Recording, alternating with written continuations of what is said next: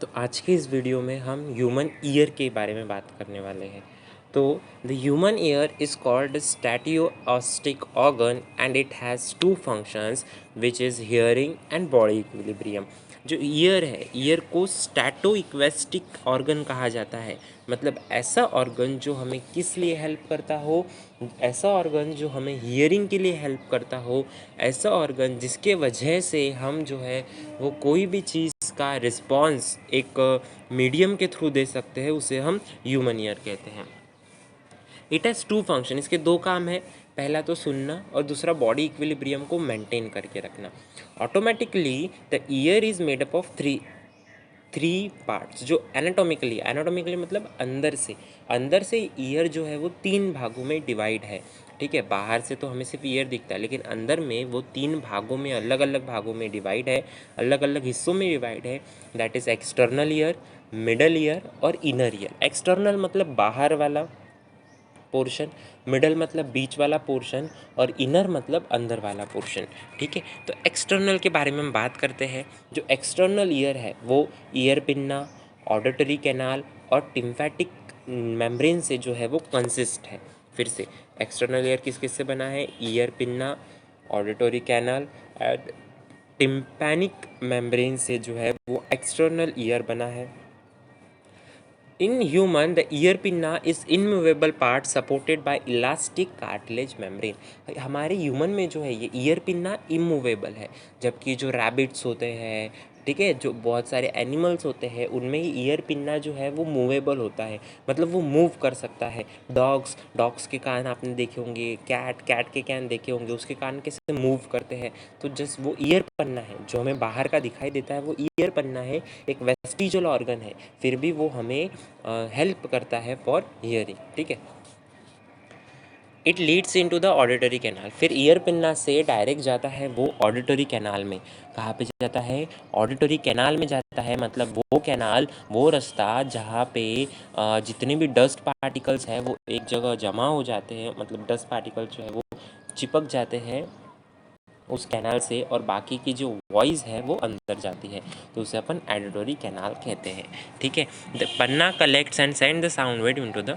तो वो पिन्ना का काम, देखो मैंने अभी बताया, वो पिन्ना का काम क्या होता है? वो हमें सुनने के लिए हेल्प करता है। तो कैसे सुनने के लिए हेल्प करता है?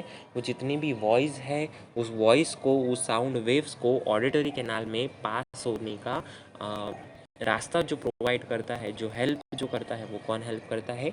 ईयर पिन्ना हेल्प करता है।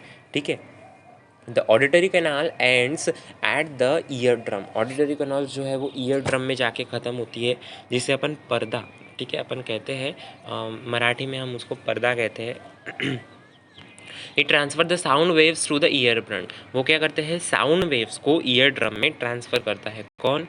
Auditory canal. There are very fine hairs and wax secreted sebaceous gland in the skin of pinna and auditory canal.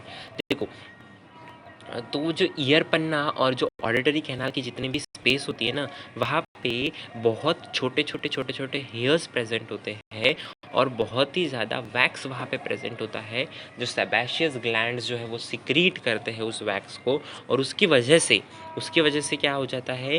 वो जितनी भी डस्ट है जो एक्सटर्नली हमारे बॉडी के अंदर आती है, वो उस वैक्स के साथ चिपक जाती है और उस हेयर्स के साथ चिपक जाते हैं। The tympanic membrane is a delicate membranous structure which transfers the sound wave to the middle ear।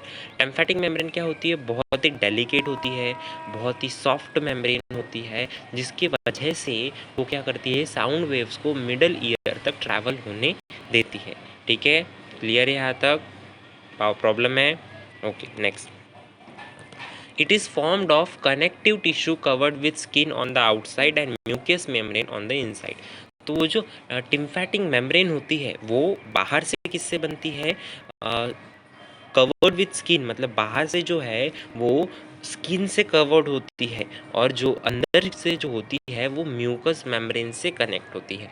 The middle year consist of chain of 3 ossicles. देखो, जो मिडल ईयर होता है वो 3 ईयर ऑसिकल्स से बनता है, जिसका नाम है मेलस, इनकस और स्टेपिस, और यही तीनों जो है वो बोन्स का काम करते हैं। ठीक है, इनको बोन्स में गिने जाते हैं। अगर आपने स्केलेटन एंड मूवमेंट वाला चैप्टर पढ़े होंगे 11th में, तो इन्हें जो है वो किस में गिना जाता है? बोन्स में गिना जाता है। और ये जो स्टैपीज होती है, ये स्टैपीज हमारी स्मॉलेस्ट बोन है, हमारे पूरे ह्यूमन बॉडी की स्मॉलेस्ट बोन किसी को कहते हैं तो वो स्टैपीज को कहते हैं, जो हमारे ईयर में फाउंड होती है। On receiving the vibration for the tympanic membrane, the ear ossicle amplify the vibration and transfer that to the cochlea. ठीक है, तो ये क्या करते हैं, टिम्पैनिक मेम्ब्रेन को जैसे ही वाइब्रेशन मिल गया, ये ईयर वेसिकल्स क्या करते हैं, वैसे वाइब्रेट करते हैं और उस साउंड वेव्स को जो है वो कॉक्लिया तक भेजते हैं। कहाँ तक भेजते हैं? कॉक्लिया तक। A short Eustachian's tube connects the middle ear to the pharynx. और ये जो मिडल ईयर को कनेक्ट करने का काम टू द फेरिंग्स, फेरिंग्स को हम क्या कहते हैं? क्या कहते हैं हम फेरिंग्स को? साउंड बॉक्स कहते हैं या common passage for food and vibe कहते हैं? पता होना चाहिए सभी, ठीक है। It equalise air pressure on both side of the ear drum. तो ये जो फेरिंग्स के साथ कनेक्ट करने वाली ये जो यूस्टोशियन ट्यूब होती है, ये दोनों साइड में होती है और दोनों साइड में इक्विलिब्रियम मेंटेन करके रखती है। देखो अब फाइनली आ गए ईयर के डायग्राम पे। ये देखो, ये क्या है अपना ear pinna. Ear pinna vibrations कहाँ पे ले जाके देता है? तो ईयर पिन्ना वाइब्रेशन जो है वो कहाँ पे ले जाके देता है?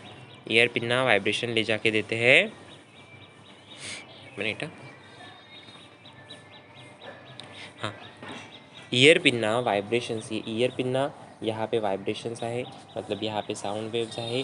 फिर ये क्या करते हैं? ऑडिटरी कैनाल में पास करते हैं। और जैसे ही ऑडिटरी कैनाल में आया, यहाँ पे कौन होता है? अपना ईयर ड्रम। ईयर ड्रम क्या करता है? उसे टिम्फैटिक कैविटी मतलब टिम्फैटिक मेम्ब्रेन के पास भेजता है और टिम्फैटिक मेम्ब्रेन से जाती है वो मिडल ईयर, ये वाला पोर्शन है मिडल ईयर का, और मिडल ईयर से वो फिर कॉक्लिया, और कॉक्लिया से कहाँ पे जाती है? फिर वो हमारे फेरिंग्स में। ठीक है, समझ में आया है? आई होप ये क्लियर होगा आपको। और यहाँ पे होते हैं छोटे छोटे छोटे छोटे छोटे छोटे छोटे छोटे हेयर्स, जो हेयर्स हमें क्या करते हैं? हमारे जितना भी वो डस्ट पार्टिकल है बाहर का, उनको, और जो वैक्स प्रेजेंट होता है यहाँ पे, उसको क्या नहीं होने देते? अंदर पास नहीं होने देते। ठीक है, आई होप सभी को क्लियर होगा। ठीक है, आगे बढ़ते हैं। ये फिर मिडल ईयर के पार्ट है, इन सारे पार्ट्स को हमें पढ़ना है। ये देखो ऑर्गन ऑफ कॉटी, ये देखो ऑडिटरी नर्व बताया है, यहाँ पे बोन्स बताया है, ये वेस्टिबुलर बताया है, कॉक्लियर डक्ट, टिम्फैटिक कैनल, हर एक चीज़ के बारे में यहाँ पे बताया है और इसी के बारे में हमें आगे भी पढ़ना है। ठीक है, मैकेनिज़्म ऑफ हियरिंग अभी हम अगले वीडियो में पढ़ेंगे कि सुनने की प्रोसेस क्या होती है, एग्जैक्टली हमें कब और कैसे सुनाई देता है। ठीक है।